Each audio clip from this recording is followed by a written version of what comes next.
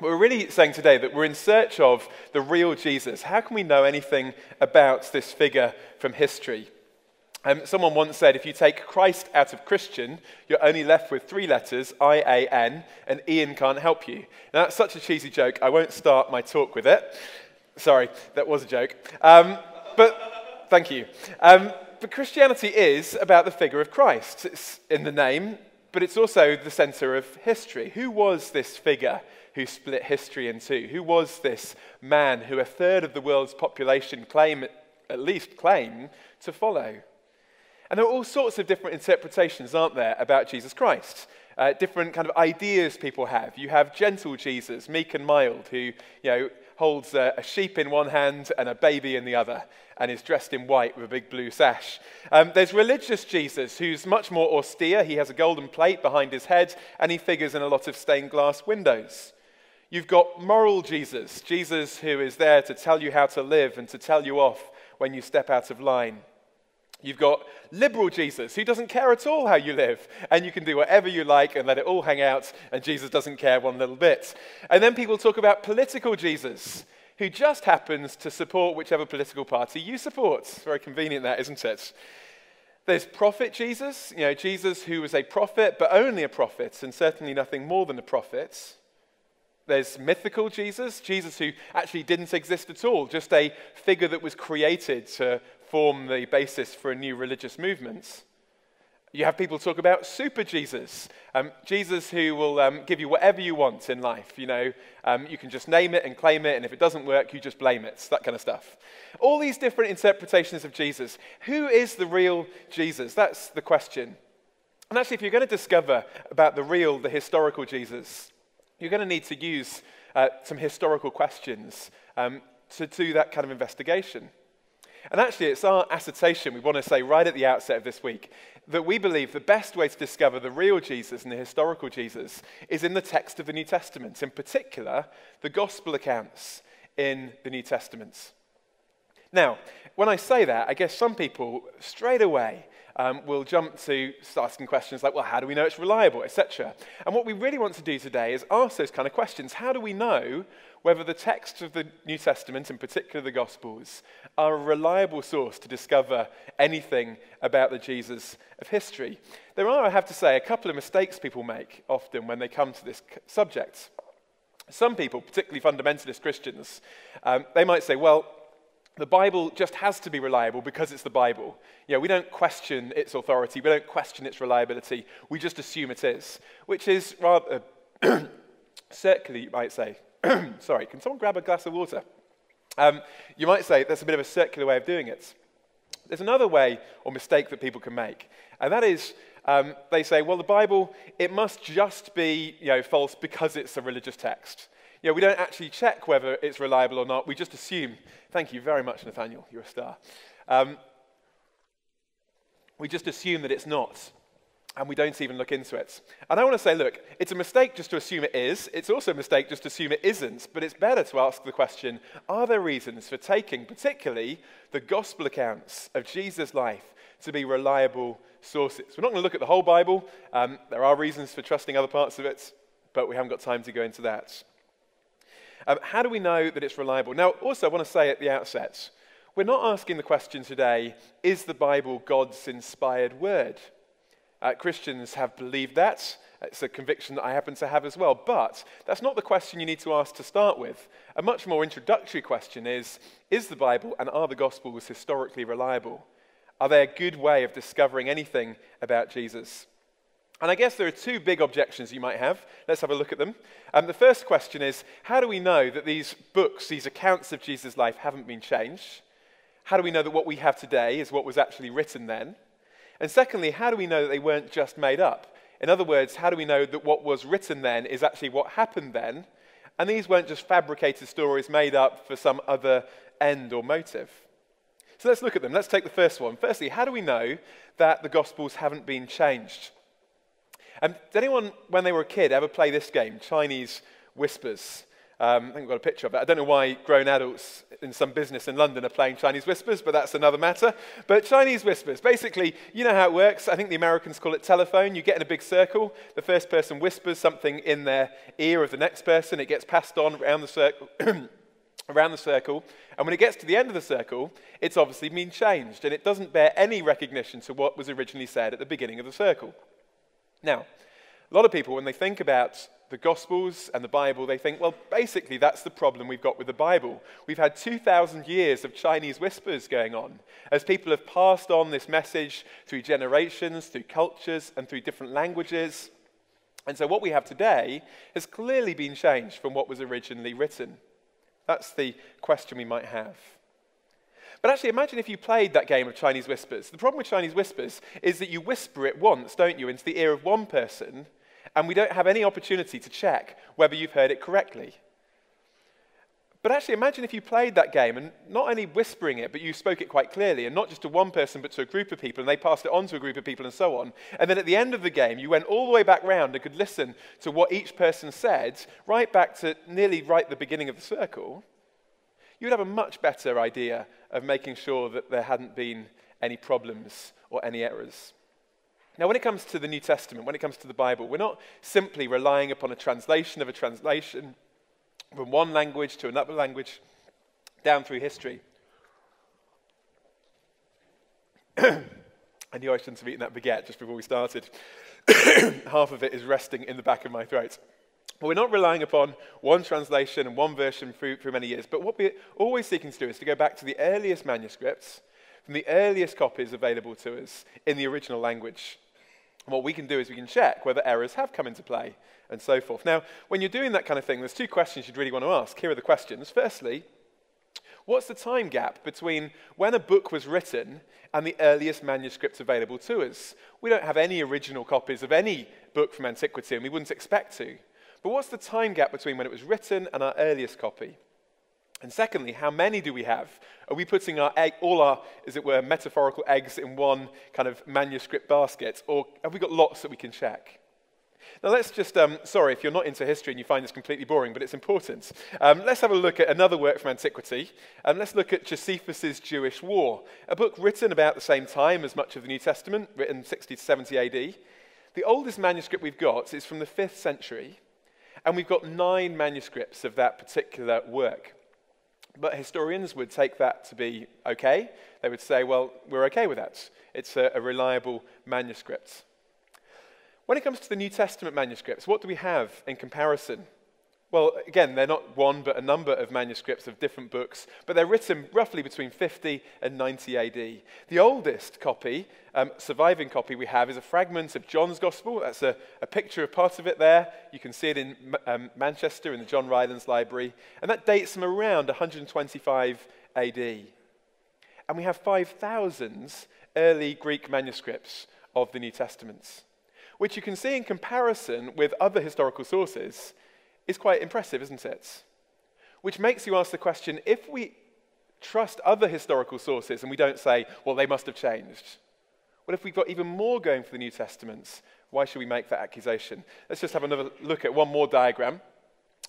Someone put this together. They said, if you look at the dot in the middle, the little black dots, that's the date of writing of all of these different works of people like Tacitus and Josephus and Plato. Obviously, they didn't write them all at the same time, but we're just putting them onto the same dot. The length of the line represents the length of time between the date of writing and the earliest manuscripts, and the size of the circle represents the number of manuscripts of that particular work or that particular author. And you see, can't you, that when it comes to the works of the New Testament, that includes Latin translations, by the way, that's why it's 24,000, 5,000 in Greek, we have not only more, but a much smaller distance, a much smaller gap for errors to have been brought into play. And so when people say, well, the New Testament must have been changed, actually, when you look at the evidence, there's many good reasons to think it hasn't. That's the first question. But here's the second question, and this is perhaps more pressing for some of us. How do we know they didn't just make it up? How do we know that these stories that they wrote about Jesus really happened? How do we know that they're actually reliable? Let's have the slides up and have a look. So on this, there's a few things you might want to bear in mind. Firstly, when was it written? We've already said that the New Testament was written broadly between 50 and 90 AD. Importantly, that means that the New Testament and the Gospels were written at a time when the eyewitnesses of Jesus, the contemporaries of Jesus, were still alive.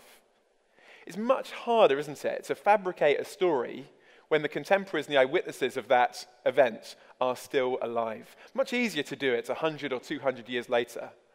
Now, a lot of people say, well, the Gospels must have been written later, but there's no evidence for that. All the evidence points to the fact they were written by a contemporary of Jesus in the first century. Here's the second one. What was their motive?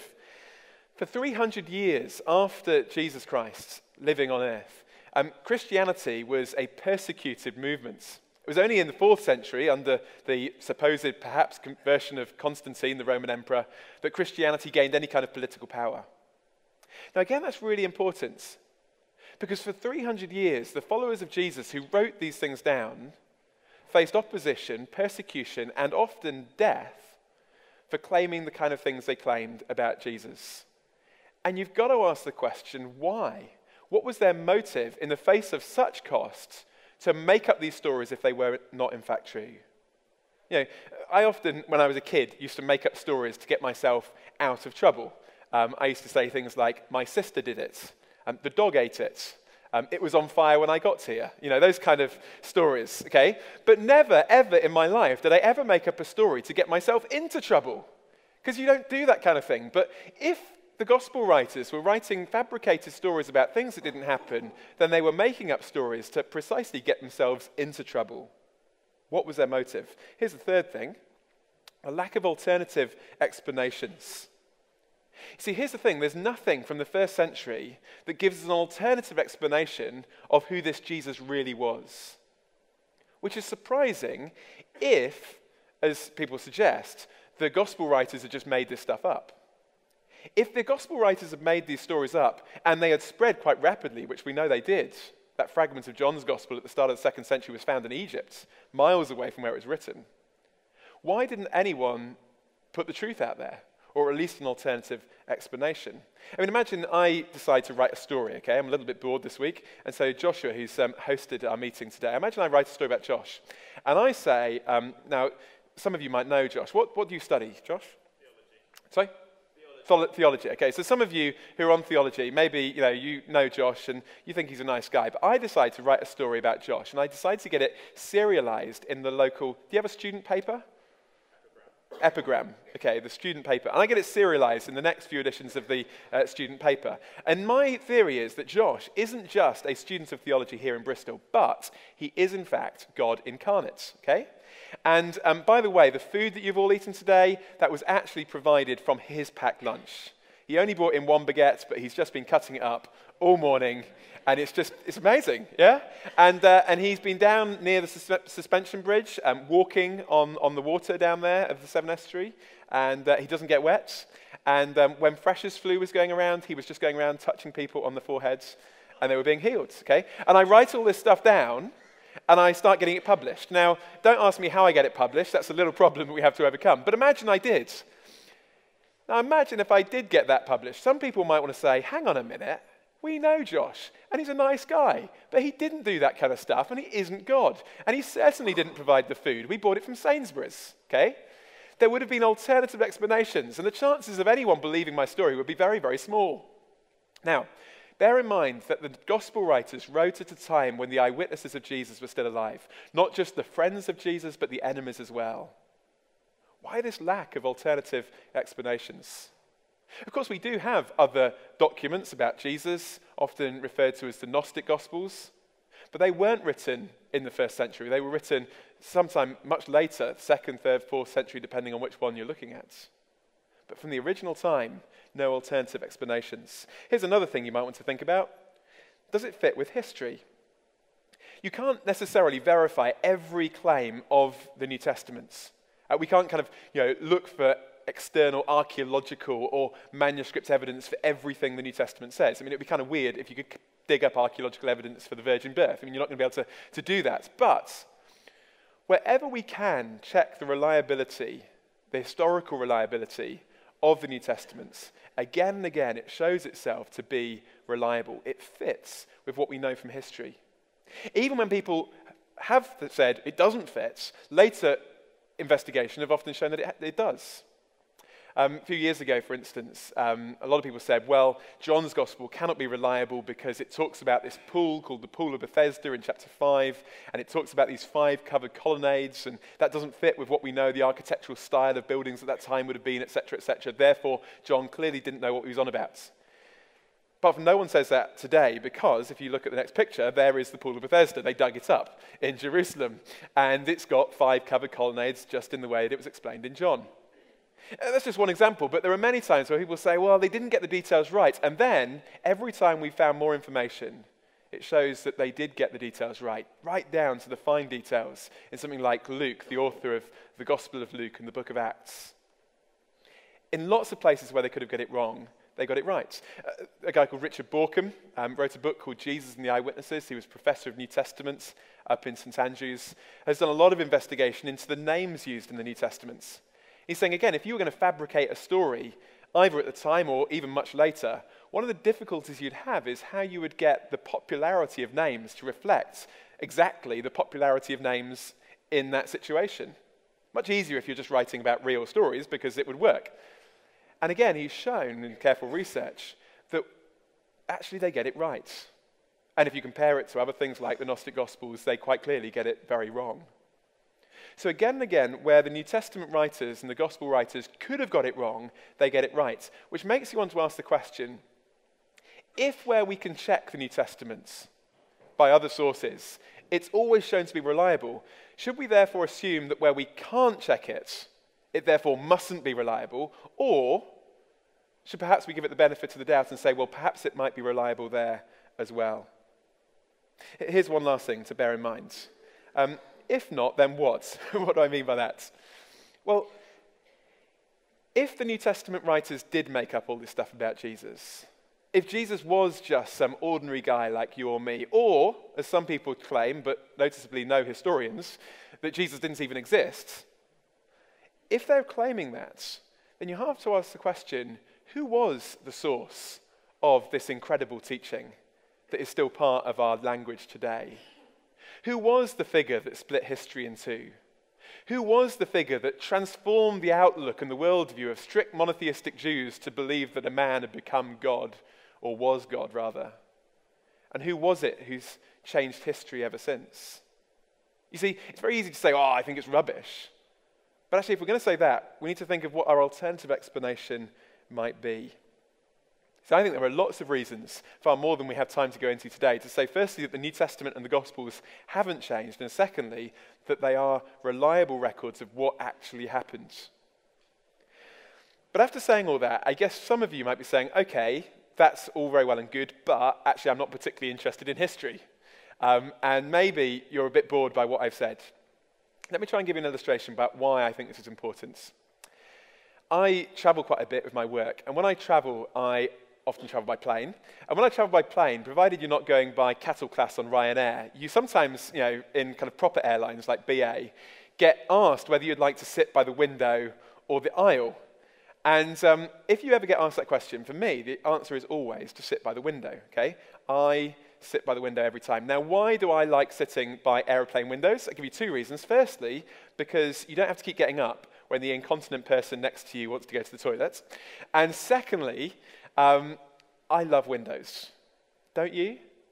I mean, don't you just love how aesthetically pleasing a window on an aeroplane is? It's not quite oval, it's not quite square. I'm not quite sure what shape it is, but it's just beautiful. It's triple glazed, no less. It has that kind of plastic outside, and then I'm thinking it's probably a pretty strong window. I love windows. Well, actually, no, I don't at all. That's completely stupid. No one sits by a window to look at the window, do they? But always to look through the window. And the New Testament and the Gospels are not simply something to be looked at, but they're like a window through which we can see Jesus Christ. You see, the point of this talk today is not to say, well, now we can go away and say, well, now the Bible might be factually reliable, but say, if it is factually reliable, if the Jesus of the New Testament is the Jesus of history, what does that reveal about Jesus? And if that Jesus is also God revealing himself, what does it tell us about God? Not just to look at the window, but to look through the window. That's the purpose. Not just to look at the Bible, but to look through it at the person of Jesus Christ. What do you make of him? That's the really important question. And I just have to say, when I look at the Jesus of the New Testament, I find that he so often blows out of the water my preconceptions. He is far more lifelike. He is far more real. He is far more challenging, far more exciting than any of the impressions that we might have of Jesus in other ways. Check him out. One last illustration. Imagine if you're walking back down Woodlands Road to your lectures this afternoon and you came across one of these lying on the pavement. And you look down and you notice that like this, it hasn't been scratched, a National Lottery scratch card. And you pick it up, and because you're a good law-abiding citizen, you look around and check that there might be someone who's dropped it, but there's no one around. And so you pick it up. You're thinking, it's a scratch card, it's worth £1. What would you do? You scratch it, wouldn't you? Come on, I mean, like, who wouldn't scratch it? Now, tell me, I don't know what the probabilities are of winning £100,000 on a lottery scratch card, but I know they're pretty small, because Camelot are not stupid, you know. They're not going to kind of give these things away and lose money, so the probability of getting something is small. But you'd still scratch it, wouldn't you? Because you'd want to say, there's a chance. Even if there's just a chance that there's something of value, it'd be worth checking it out. And I'm going to say, even if there was a chance, even if after what I've said you're still not convinced, but even if there was a chance that the New Testament really did tell us real, true things about Jesus, wouldn't it be worth checking it out and investigating?